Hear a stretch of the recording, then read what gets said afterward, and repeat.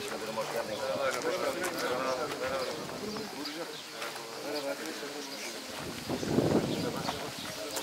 Gölge yerimizde olmayınca şöyle bir sertifika tutuyoruz. Gelin şöyle arkadaşlar, gelin. İşte kalmayın. Çok güzelmiş ya. Aynen öyle. Sağ olun, Allah razı olsun.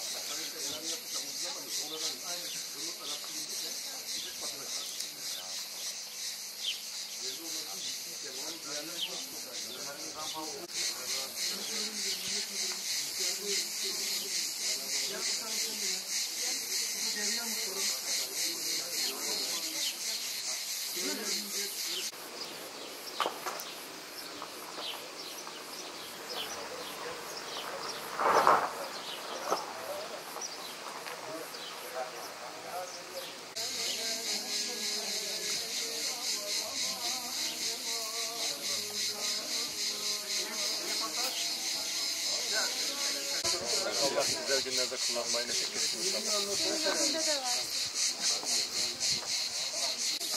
Hayırlı uğurlu olsun. Allah utandırmasın. Evet.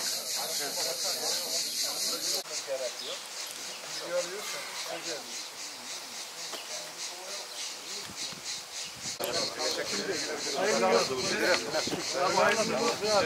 Güzel günlerde muhtarım hayırlı olsun. Tamam. Hayırlı olsun. Tarım ve Orman Bakanlığımız ile UNDP tarafından birlikte yürüttüğümüz kırsal dezavantajlı alanlarda alanları destekleme projemiz kapsamında bugün Adana Feke ilçemizdeyiz. Feke ilçemizde taşınabilir su tanklarının dağıtım törenindeyiz. Yaklaşık burada şu anda 16 üreticimiz var. 16 üreticimize bu tanklarını teslim ettik. Bu sayede özellikle yaz aylarında meralarda, dağlarda hayvancılık yapan vatandaşlarımız gerek akarsuların kuruması, gerekse suya ulaşım noktasındaki yaşadıkları sorunların giderilmesi amacıyla bu su tanklarımızın küçükbaş hayvancılık yapan vatandaşlarımıza, bu dezavantajlı bölgede yaşayan vatandaşlarımıza hayırlı olsun diyoruz. Bu sayede hayvancılığımızı bu bölgelerde devam ettireceğiz. Ülke ekonomisine katkıda sunmaya devam edeceğiz. Buraya bak, buraya bak.